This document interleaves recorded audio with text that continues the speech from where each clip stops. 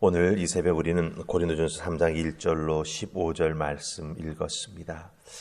이 말씀의 주제를 한마디로 요약하자면 교회는 주님의 교회다. 우리는 그 교회의 일꾼이다. 이렇게 말할 수 있을 것입니다.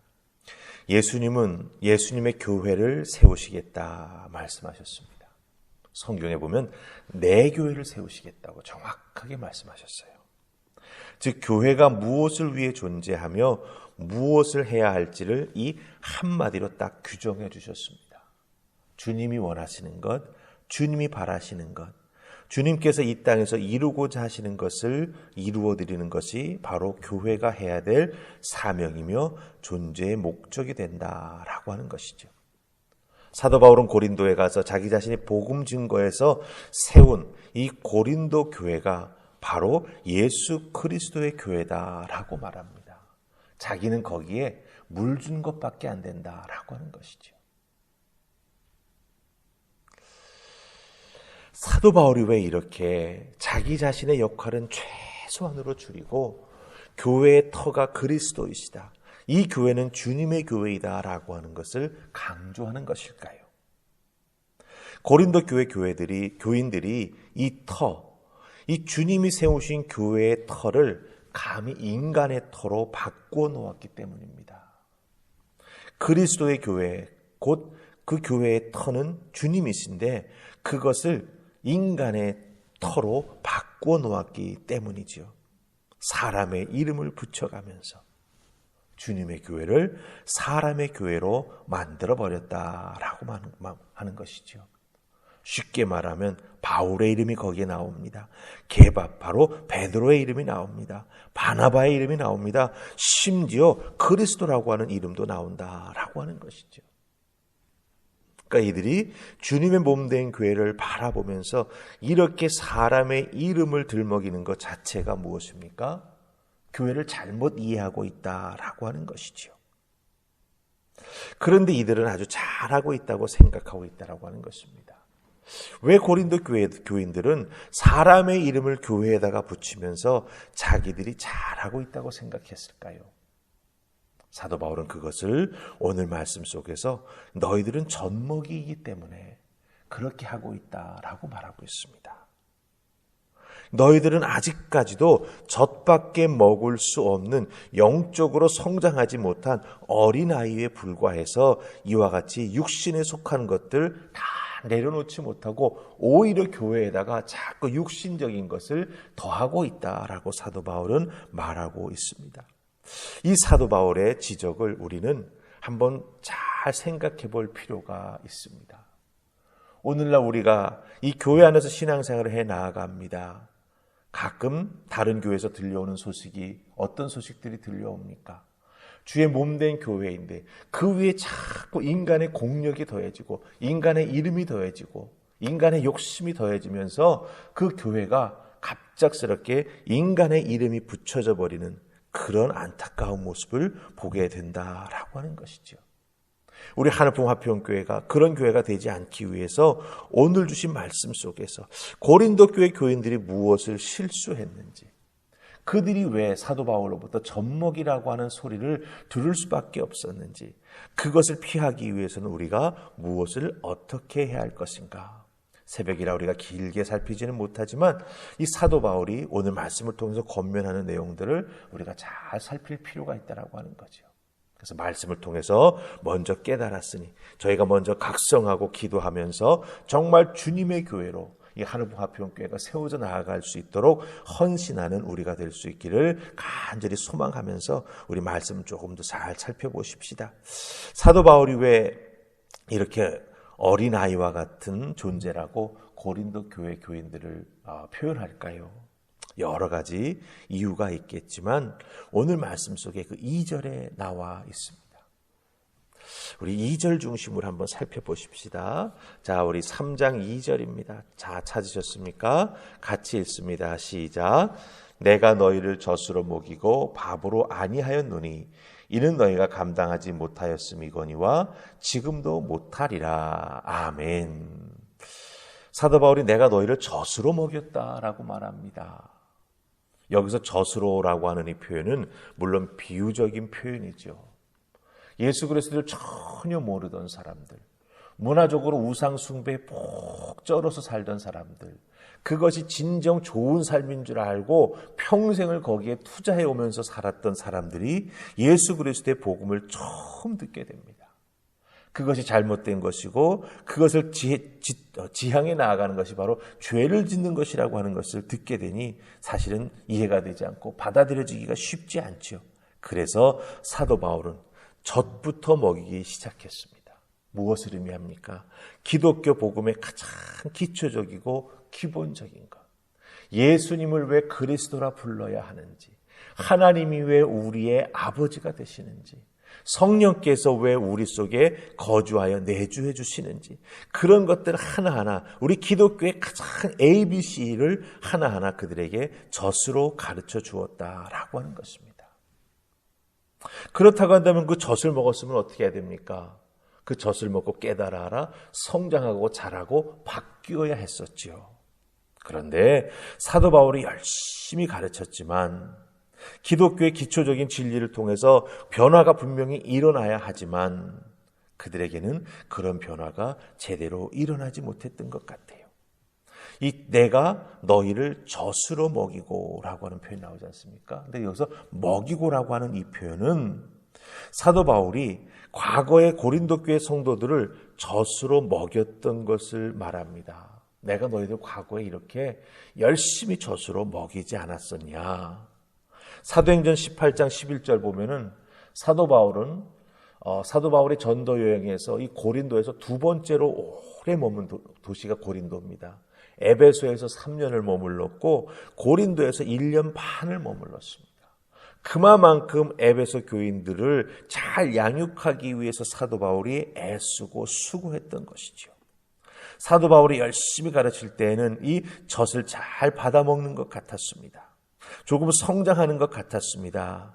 하지만 그렇게 양육받고 가르침 받았지만 사도 바울이 떠난 다음부터는 그 양육과 가르침 받은 것들이 이상하게 자라나지 못했고 성숙으로 연결되어서 열매 맺지 못하는 안타까운 현상이 고린도 교회에 일어나게 되었다라고 하는 거죠. 그래서 사도 바울이 그 소식을 다 듣고 그들에게 편지를 쓸 때 내가 너희를 젖으로 먹였다. 시간이 여전히 지났음에도 불구하고 너희들은 아직도 어린 상태로 있구나. 답답하다, 안타깝다라고 하는 것을 여기에서 표현해 주고 있습니다. 그 뒤에 2절 그 다음에 나오는 표현이 무엇입니까? 이는 너희가 감당하지 못하였음이거니와 이 표현이 나오죠. 이 감당하지 못하였다라고 하는 표현은요, 단순히 소화시키지 못해서 체하였거나 탈이 났다라고 하는 의미가 아닙니다. 너희가 이것에 대해서 감당하지 못하였다라고 하는 의미는 뭐냐 하면 계속해서 말씀을 상고하고 말씀의 은혜를 사모하는 마음으로 예배하는 것들을 지켜나가지 못하였다라고 하는 의미예요. 사도 바울은 가르쳐 주었습니다. 거기에 씨를 뿌려 주었습니다. 자랄 수 있도록 토양도 만들어 주었습니다. 그럼 어떻게 해야 됩니까? 그 다음부터는 스스로 성장해 나아갈 수 있도록 자기 자신의 신앙을 돌보아 볼 수 있는 그런 믿음의 사람이 되어야 하죠. 근데 이 감당한다라고 하는 것, 감당하는 건 그렇게 하는 거예요. 자기의 신앙을 위해서, 자기의 성장을 위해서 자기가 열심히 자기 자신을 가꾸는 것입니다. 말씀도 먹고 잡초도 뽑아내고 기도도 열심히 하고, 그런데 그것을 행해 나아가지 못했다라고 하는 거죠. 그래서 감당치 못했다라고 말하고 있습니다. 그리고 지금도 못하고 있다라고 말하고 있습니다. 가르쳤을 때는 조금 잘하는 것 같더니 사도 바울이 떠나니 감당치 못하더니 지금도 못하고 있어서 너희들의 모습을 보라. 무엇과 같은가? 어린아이와 같다. 젖먹이와 같다. 이렇게 말하고 있다라고 하는 것이죠. 당연히 갓 태어났을 때에는 신령한 젖을 먹이면서 잘 자라날 수 있도록 사도 바울이 노력해 주었죠. 하지만 이제 스스로 성장해 나아가면서 단단한 음식을 먹을 수 있는 상태가 되어야 함에도 불구하고 그들은 그렇게 되지 못하고 젖만 먹는 상태에 머물러 있다라고 하는 것입니다. 여러분 생각해 보세요. 자녀들을 다 키우셨으니 잘 아실 것입니다. 어린아이의 특징이 무엇입니까? 한마디로 딱 이야기하면 어린아이의 특징은 모든 게 다 내 겁니다. 그렇지 않습니까? 그래서 그 같은 또래 아이가 있는 다른 집에 이렇게 놀러 갔을 때에도 보면은 그 집에 있는 아이와 싸우는 이유가 뭐예요? 우는 이유가 뭐예요? 저 장난감 내 거라는 거지 않습니까? 내가 갖고 놀고 싶다라고 하는 것 아닙니까? 집에 갈 때 내가 가지고 가겠다라고 떼부리지 않습니까? 어린아이의 특징은 다 자기 겁니다. 시야를 넓히지 못하고 자기에게만 집중합니다. 모든 것이 내 중심으로 되어야 된다라고 생각을 하지요. 바로 이 고린도 교회 교인들이 이와 같이 젖만 먹는 어린아이에 머물러 있었기 때문에 교회가 다 자기 겁니다. 내 중심으로 이루어져야 됩니다. 옆에 사람은 안중에도 없습니다. 그러니 뭐가 됩니까? 나는 바울파다, 나는 게바파다, 나는 아볼로파다, 나는 그리스도파다. 그럴듯한 믿음의 사람들 이름을 갖다 붙이지만 결국은 뭐예요? 내 뜻, 내 중심, 내가 제일이다 라고 하는 거죠. 그래서 파당이 생겼습니다. 영적 미숙함이 아주 크게 달하고 있는 상태가 바로 이 고린도 교회의 모습이었다라고 하는 것입니다. 자, 여기서 그렇다고 한다면 이 영적 미숙함을 어떻게 떨치고 나아갈 수 있을까요? 오늘 말씀 속에서 여러분들 우리가 하나 꼭 살펴봐야 될 말씀 9절입니다. 9절. 같이 9절 읽습니다. 자, 시작. 우리는 하나님의 동역자들이요 너희는 하나님의 밭이요 하나님의 집이니라. 아멘. 사도 바울은 거기에 언급된 사람들의 이름들, 특별히 바나바를 여기 사도 아볼로를 말하고 있지요. 뭐라고 말합니까? 동역자라고 말하고 있습니다. 아볼로. 함께 하나님의 일을 위해서 애쓰고 수고한 사람이다. 그래서 물을 주었다라고 표현합니다. 그 다음에 너희는 하나님의 밭이요 하나님의 집이라 말합니다. 즉 우리는 물 주었을 뿐이고 밭의 주인 되시는 우리 하나님께서 너희들을 돌보시고 자라게 해주셔서 하나님의 귀한 교회를 이루어갈 수 있도록 이끌어 주실 것이다 라고 하는 것을 밝혀주고 있습니다. 그래서 이 영적 미숙함을 벗어나기 위해서는 시야를 넓혀야 되죠. 이 교회가 어떻게 생겨나게 됐고 이 교회에서 왜 우리가 복음에 대한 것들을 이렇게 자세히 기초부터 배워야 했는지를 깨달아 알고 이 영적 미숙함을 떨쳐버릴 수 있도록 더욱더 주님의 마음을 생각하면서 말씀의 은혜를 사모하면서 특별히 말씀에서 깨달은 것을 자기의 삶에 적용해 나아가는 그런 모습이 필요하다라고 하는 것을 오늘 말씀은 우리에게 알려주고 있습니다. 우리에게 나타나는 영적 미숙함은 어떤 모습입니까? 고린도 교회처럼 파당으로 나누어지지 않을 수는 있습니다. 그러나 혹시 있을지 모르는 우리의 영적 미숙함을 우리가 오늘 이 말씀을 통해서 한번 자기 자신을 돌아보면서 잘 살펴보시기 바랍니다. 자기중심적인 것들이 어떻게 나오는지, 다른 사람은 없고 내가 모든 것의 주인이 되어야 된다라고 하는, 주인공이 되어야 된다라고 하는 그런 생각, 그런 마음이 있다라고 한다면 우리는 아직도 영적으로 미숙한 어린아이에 불과하다라고 하는 것이죠. 그것을 극복해 나아가기 위해서는 내가 몇 년 믿었냐라고 하는 것 내세울 필요가 없습니다. 몇 년 믿으면 뭐합니까? 지금도 내가 어린아이와 같다라고 한다면 몇 년 믿었다라고 하는 건 아무런 의미가 없다라고 하는 거죠. 그럼 무엇이 중요합니까? 지금 내 상태가 이렇습니다라고 하는 걸 인정하는 게 중요합니다. 그것을 직시하고 그것을 받아들이지 못하면요, 우리는 계속해서 외식하는 자가 될 수밖에 없죠. 나 몇 년 믿었어. 나 때는 말이야. 이런 식으로. 그런 생각, 그런 태도는 내려놓고 그리스도를 닮아가는 우리 성도들이 되어야 된다라고 하는 것이죠. 예수님께서 우리에게 보여주신 것이 무엇입니까? 다른 사람을 위해서 자기의 생명을 내놓는 것이죠. 그것이 어린아이처럼 자기중심적으로 모든 것을 생각했다면 절대로 자기 생명을 내놓을 수 없습니다. 다른 사람이 나를 위해서 죽어줘야 되는 거죠. 하지만 예수님은 우리를 위해서 희생하셨습니다.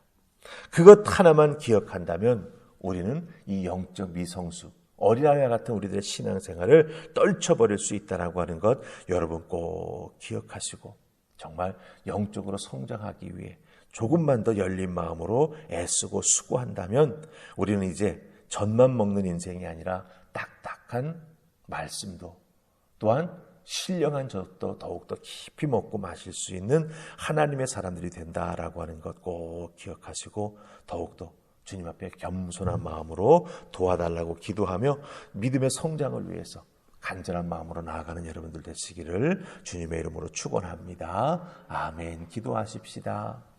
좋으신 하나님 은혜 감사합니다. 사도 바울이 고린도 교회 교인들을 향해서 정말 신랄한 그들의 모습을 있는 그대로 드러내고 있습니다. 감출 수가 없습니다. 내가 이렇게 어린아이였구나 라고 하는 걸 그들도 깨달아 알았습니다.